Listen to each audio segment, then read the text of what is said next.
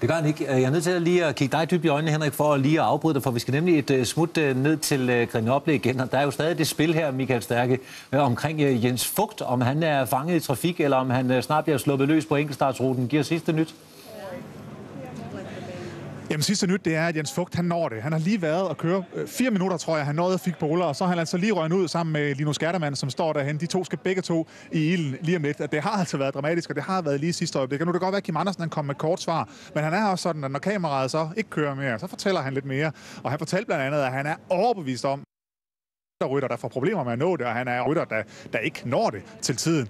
Og heldigvis, sagde han også, så for slægtbrødrene til vedkommende, så var de ude meget, meget tidligere. Og de ligger nu og sover og så dem er der i hvert fald ingen problemer med.